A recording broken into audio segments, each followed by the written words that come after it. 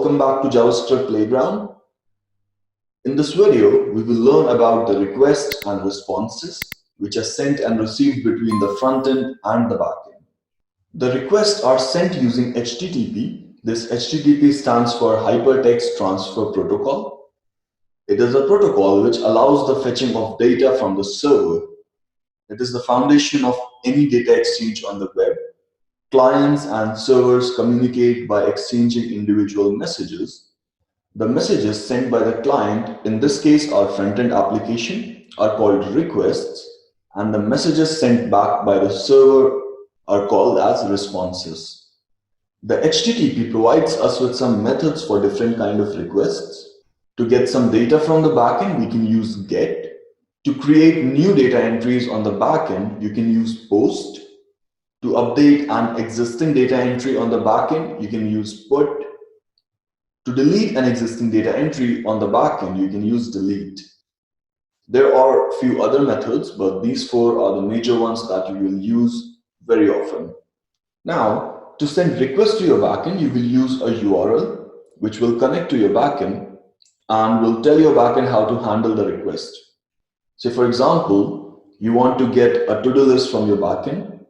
And let's say we are using this URL. So first we will use the get method because we are trying to fetch some data.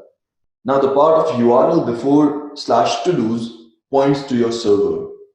So in this case, JSON placeholder.typecode.com. So this URL, it points to our server. And the second part of the URL, which is /todos, tells our backend that we need a list of to-do items.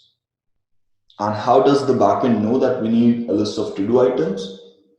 Because a backend developer would have written some code to handle these URL or endpoints. So when you send your JSON holder typecode.com/todos, the backend gets to know we are talking about to-dos. So for example, the backend also handles some posts. So for that, the URL might be /post, and the backend will know that you're looking for a list of posts. Just like on the front end, you handle different HTML pages for different URLs. Say /index.html loads the index.html file, or /contact.html loads contact.html file. Similarly, the backend developers write some code to handle different endpoints. When the backend server sends a response, it also sends a status code which tells whether the request was a success or it failed. These are some common response status code. 200 represents success, which means the request was successful. 400 represents a bad request, which means the backend did not understand the request. 401 represents unauthorized, which means that the user is not authorized to access the response data. 404 represents not found, which means that the URL is not found by the backend, or the URL that we're using is not recognized by the backend. That's why it returns not found. 500 represents something went wrong. It just means that the backend or the server does not know how to handle this request. So it just means that something failed or something broke on the backend.